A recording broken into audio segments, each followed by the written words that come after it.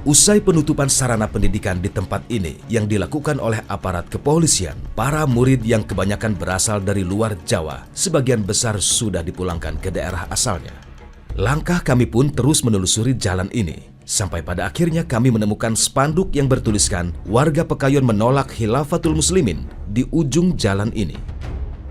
Apa yang sesungguhnya terjadi terhadap warga Pekayon Bekasi hingga pada akhirnya spanduk ini terpasang sejalan dengan penangkapan anggota Khilafatul Muslimin dan penutupan semua kantor perwakilan Khilafatul Muslimin di seluruh Indonesia.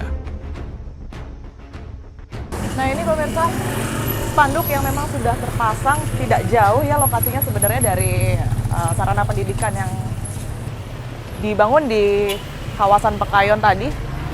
Tulisannya adalah kami warga Pekayon Jaya Kota, Bekasi dan sekitar menolak keras kegiatan Khilafatul Muslimin yang bertentangan dengan atas nama negara Republik Indonesia. Begitu. Nah, mungkin kita akan mendapatkan informasi lebih lanjut. Mas, ini dengan perwakilan Karang Taruna, benar? Ya, kebetulan dengan saya Mas siapa? Faisal, Ketua Karang Taruna. Mas Faisal, Ketua Karang Taruna di sini. Betul. Ini spanduk saya lihat, ini memang berupa penolakan begitu ya Mas ya? Kemarin sempat ada rame-rame di Pondok Pesantren Khilafatul Muslimin begitu. Memang dipasangnya sebelum itu atau seperti apa Mas? Kita sebenarnya sudah pernah datang ke mereka, mengingatkan mereka, kenapa sih kalian ini nggak mau pasang bendera merah putih? Kenapa sih kalian ini nggak mau pasang simbol negara, foto presiden gitu kan? Alasan kalian apa?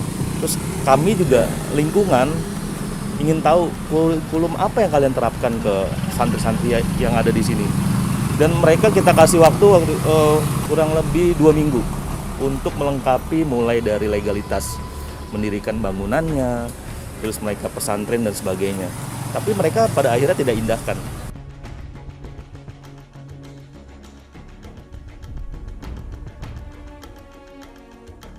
Bagi Faisal, keberadaan Khilafatul Muslimin yang sudah sejak lama ada di lingkungan tempat tinggalnya adalah karena tidak adanya kepedulian dari masyarakat dan edukasi dari pemerintah daerah setempat tentang organisasi yang dilarang di negeri ini. Ini kan sudah lama ya, kayak tadi Mas Faisal bilang, tapi kenapa spanduk atau mungkin bentuk penolakan warga itu baru digambarkan sekarang gitu? Tapi dalam hal ini kan memang harusnya dilakukan sama pengurus lingkungannya sebelumnya adalah mempertanyakan kenapa mereka bisa bangun pondok pesantren putra dan putri. Tapi saya pikir ya yang sebelum-sebelumnya itu memang melakukan pembiaran. Sempat ada pembiaran. Pembiaran. Jadi mereka udah nggak peduli apa yang mereka lakukan. Tapi tahu. Tak hanya kantor wilayah Khilafatul Muslimin yang berada di seluruh Indonesia yang terkena dampak pencopotan papan nama yang bertuliskan Khilafatul Muslimin. Kampung warga Khilafatul Muslimin yang berada di daerah Karangsari, Jati Agung, Bandar Lampung, tak luput dari pencopotan papan nama. Ketika kami berkunjung di daerah ini pada tanggal 10 Juni 2022 lalu, semua terlihat biasa saja. Sejumlah papan nama yang bertuliskan Khilafatul Muslimin tersebar di setiap sudut kampung yang didiami hanya warga Khilafatul Muslimin saja. Mulai dari pintu masuk kampung ini, sudah banyak dipenuhi papan nama Khilafatul Muslimin. Ketika kami melangkahkan kaki ke dalam kampung ini pun, hampir sejauh mata memandang, kami melihat atribut yang bertuliskan Khilafatul Muslimin. Namun sejak tanggal 12 Juni 2022, semua atribut yang berhubungan dengan Khilafatul Muslimin yang berada di kampung ini, semuanya telah dilucuti oleh aparat kepolisian yang dibantu oleh pemerintah daerah setempat. Jadi hasil penyelidikan kita menemukan di bawah permukaan ya senyatanya ormas ini melakukan kegiatan-kegiatan yang sangat bertentangan dengan ideologi negara. Mereka telah membuat sistem kewarganegaraan, ya, kemudian struktur pemerintahan, ada menteri pendidikannya di situ.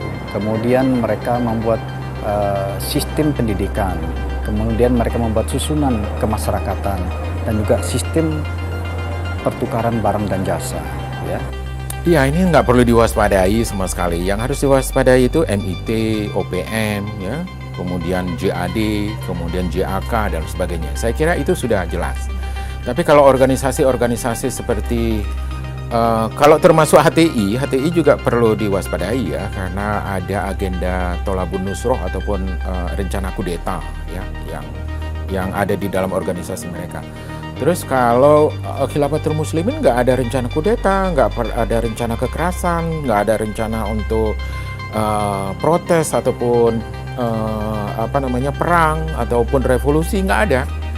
Mereka nggak punya rencana-rencana ke arah itu. Yang mereka inginkan mereka adalah membuat jamaah, bekerja sama di dalam jamaah, mengumpulkan kekuatan finansial mereka sendiri, dan kemudian mereka membuat sekolah untuk ada sekolah gratis, membuat klinik supaya ada kesehatan gratis secara gratis. Mereka berusaha akhirnya membuat mekanisme internal sendiri agar mereka merasa nyaman berada di dalam satu jemaah di bawah kepemimpinan seorang khalifah. Sebenarnya amir ya, belum bisa disebut sebagai khalifah.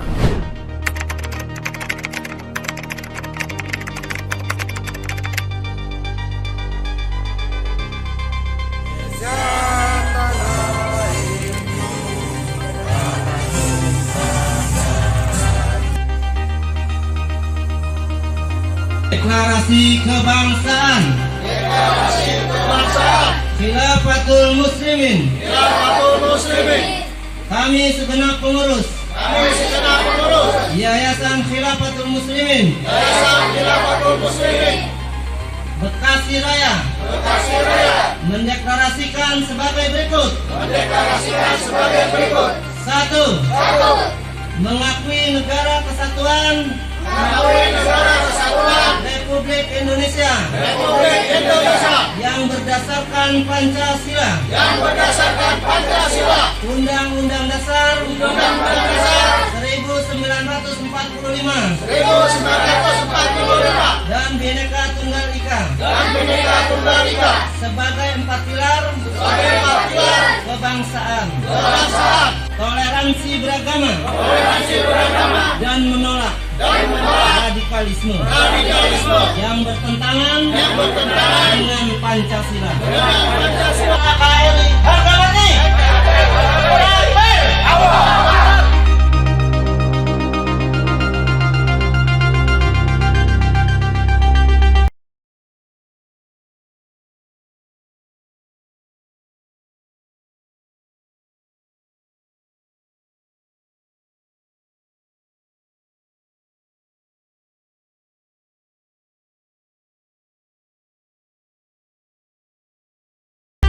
Polisi menganggap apa yang dilakukan oleh kelompok Khilafatul Muslimin adalah kejahatan terselubung. Sementara dari pihak Khilafatul Muslimin menuntut adanya pembuktian atas hal tersebut. Hingga kini pun proses penyidikan masih terus berlanjut di kepolisian. Saksikan terus Fakta setiap hari Senin pukul 20 waktu Indonesia Barat hanya di TV One.